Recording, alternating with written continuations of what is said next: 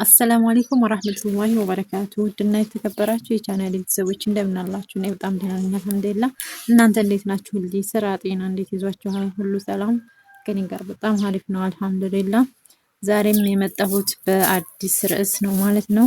ከእናንተው ለመጣልኝ ጥያቄ አንድ እህታችን ዚቲ 16 ነው መብራት የለም ብላኛል ይመስለኝ። በዛ አካባቢ ያው መብራት ገና አልተሰጠም። ያው እንትን ነው ብዙ ሰው ስላልገባ ነው ብለዋል። ቤቱ ተሰርቷል እንጂ ብዙ ሰው ነዋሪ የለውም። ለዛ ነው ብዙ አመልካች ሲኖር ይሰጣል። አንድ ልጅም አመልክቻ ሊሰጠኝ ነው ብሎኛል ማለት ነው።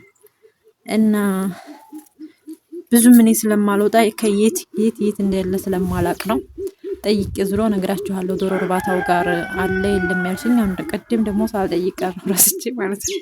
እና ጠይቄ ዝሮ በሚቀጥለው ቪዲዮ ስሰራ አነግርሻለሁኝ። ባሽ አካባቢ ምናምን ግን እንደሌላ ቃለሁኝ። የሌለውም ደግሞ አመልካች ብዙ ስለሌለ ነው። 1-6 እንደዛ ሆኖ ቢያመለክቱ እንደሚሰጣቸው ሰምቻለሁ ማለት ነው። ሲቀጥል ደግሞ አንዷ ቤቴን አልጨረስኩም ግን እናቴ ነይ ቶሎ እያለችኝ ነው ምን ይሻለኛል ላልሽኝ ይሄንን ጥያቄ ወላሂ ላንቺ ራሱ እንደከበደሽ እኔም ይከብደኛል። እኔም ነበርኩበት። በዚህ ላይ እናቴ በጣም ነበር እኔ እያለች የምታስቸግረኝ። ኢትዮጵያ ደውዬ በቃ ደስ ብሎኝ ሳይሆን በጣም ከፍቶኝ ነበር የምመለሰው።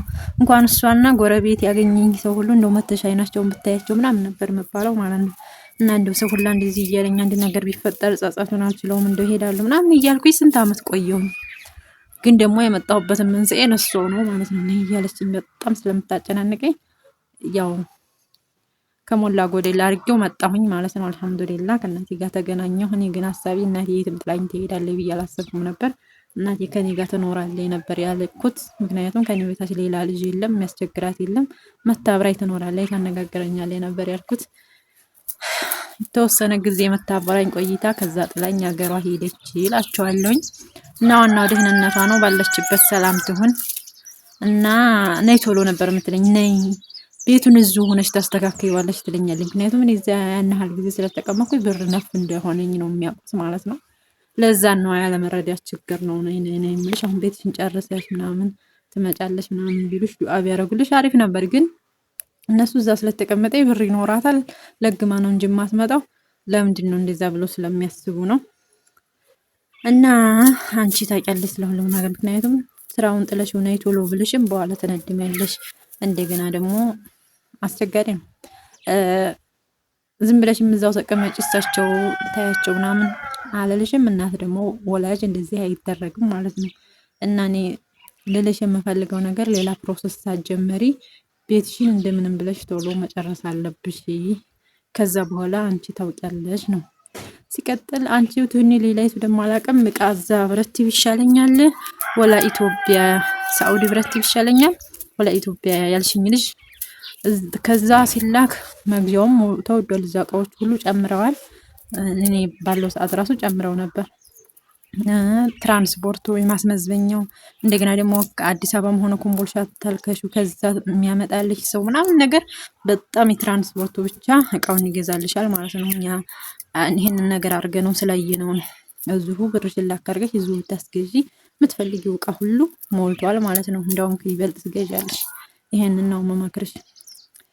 እና እንደዚህ ነው ወደዋ እናትሽ ነይ እያሉ ያስቸገሩኛል ሲልሽ በጣም ነው ወላሂ። እኔ እናቴ ሰው ሲጠይቃት እንደው ስንት አመት ሆናት እንደው ስንት አመት ሆኗን ነው ሲሏት 30 አመቷ ተሄደች 30 አመቷ ነበር አለ ይመላቸው ማለት ነው። እና እንደው ትንሽም ትልቁም በጣም ግርም ብሎት ለምን እኛ ሀገር ሰው ደግሞ አይሄድም ብዙ ጊዜ ማለት ነው። እዛ አካባቢ አይሄድም ወደ ውጭ እና አያውቁም እንደዚህ ሰው ሄዶ ይሄን ያህል ጊዜ እንደሚቀመጥ ምናምን አያውቁም። ስለዚህ በቃ እንደው ምን አይነት ጭካኔ ነው አንቺ ያለሽ መተሽ አይናቸውን ብታያቸው ምን ችግር አለው ምናምን ነገር ነበር የሚሉኝ። እኔም ያለሁበትን እኔ ነኝ የማውቀው። እና ይሄ ነገር ከሞላ ጎደል አብዛኛው ሊደርስበት ይችላል፣ ያውቀዋል። ኮሜንት ስርም እየጻፉልሽ ነው። አሁንም ጻፉላት ምን ማድረግ አለባት። ያው ቤትሽን ጥለሽ እና ይመሸም የሚልሽ የለም። እሳቸውም ስላልተረዱሽ ነው የሚሆነው። ብር ይኖራታል ለመታዙ ታስተካከል በሚል ነው የሚሆነው ብዬ አስባለሁ። ግን አንቺ ዱአ አድርጊ እናትሽንም ቤተሰቦችሽንም አላህ በሰላም እንዲያገናኝሽ አንቺንም ብርታትን ሰጥቶሽ የጀመርሽውን ስራ እንዲጨርሺ በቃ ሶላትሽን መስገድ አለብሽ በተርቲብ። እንደገና ደግሞ ዱዓ ማድረግ አለብሽ። ሶላት ሰግደሽ ስትጨርሺ ዱዓ አድርጊ። ያ ረብ ከቤተሰቦች ጋር በሰላም አንተ አገናኘኝ፣ የጀመርኩትንም ስራ እንዲቋጭ በቃ አንተ እርዳኝ ምናምን እያልሽ ኢንሻአላህ ሁሉም ነገር ባላህ ፍቃድ ይስተካከላል። ዱዓሽን እያረግሽ ስራሽን ስሪ። ከሞላ ጎደል አድርጊውና ብትመጪ እንኳን ችግር የለብሽም። የኔ ወደድሻለሁ። አዎ ብዙዎቻቸው ቤተሰቦቻችን እያለቀሱብን ብንሰራው ራሱ እንትን አይልም ማለት ውጤታማ አንሆንም። የቤተሰብ ሀቅ አለ ነው ሰምተናል ማለት ነው ሁላችንም። ስለዚህ በህይወት እያሉ ታላስደሰት ናቸው በኋላ እንደገና አንድ ነገር ተፈጠረ ሲባል ማልቀሱ መነደሙ ምናምን ነገር ምንም ውጤት ስለሌለው በህይወት እያሉ ብንጠቃቀም ነው የሚሻለው እላቸዋለሁኝ። ሌላ ጥያቄ ሊኖር ይችላል ግን ረሳሁት። አዎ አንቺ ነሽ መሰለኝ ኮርኒስ የጂፕሰም ይሻላል ወላ የፕላስቲክ ብለሽኝ። አሁን ላይ ያለው ፕላስቲክ ጥሩ አይደለም እያሉ ነው። የድሮ ፕላስቲክ እንኳን ከውጭ የሚመጣው በጣም አሪፍ ነበረ። እኛም አሰርተነዋል። ቆንጆ ነው። አሁንም ደስ ይላል። አሁን ላይ የሚመጣው ፕላስቲክም ምንም አይረባም እያለ ሰው ጅብሰም ነው እያሰራ ያለው። ግን ጅብሰሙ ደግሞ እኔ መቼም የትኛውን ትመርጫለሽ ቢሉኝ ፕላስቲኩን ነው የምመርጠው። ምክንያቱም የጊዜያዊውን ሳይሆን ማየት ያለባችሁ የወደፊቱን ነው። ብዙ አመት ሲቆይ ቆርቆሮ እንዳይሆን የለምና በሚስማሩ ምክንያት ምናምን ሊሸነቆሮ ብል ሊበላው ይችላል። በዛን ሰዓት ውሃ ሊገባበት ይችላል ማለት ነው ጅብሰሙ። ከዛ ውሃ ተገባበት ደግሞ እሱ ይወድቃል። ለዚህ ቤተሰብ ምናምን ሊጨርስብን ይችላል።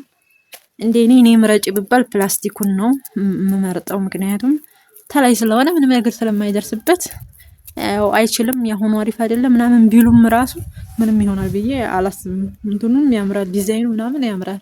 ግን ጅብሰሙ በኋላ ዙሮ እድሜ ላይ ኖረው ይችላል የሚል ግምት ስላለኝ ነው። ሰው ግን እያሰራ ያለው ጅብሰሙን ነው። አሁን ላይ እያሰራ ያለው ጅብሰሙን ነው።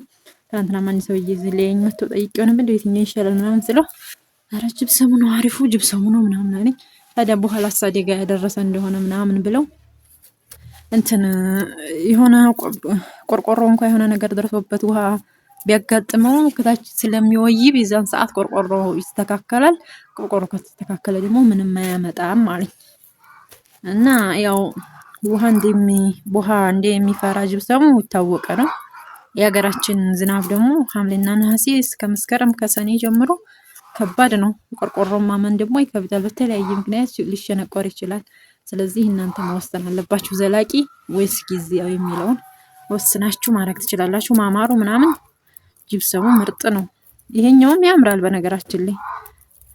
ስለዚህ ዘላለም የምትፈልጉት ሆነ ምንም ይሆናል ብዬ ስለማላስብ ፕላስቲካችሁን ብታረጉ ዋጋውም ያው አንድ ነው ብለዋል። ፕላስቲካችሁን ብታረጉ የተሻለ ነው ብዬ አስባለሁ። ሰው ግን አሁን ላይ እያደረገ ያለው ጅብሰሙን ነው እላችኋለሁኝ። ስለማውቀው ነገር ነው የማወራው። ከተሳሳትኩም አረሙኝ ማለት ነው። እና በጣም አመሰግናችኋለሁ ስለምታደርጉልኝ ትብብር። እስከዚህ ድረስ ስለተከታተላችሁ ከልብ አመሰግናችኋለሁ። አሰላሙ አለይኩም ወራህመቱላሂ ወበረካቱ።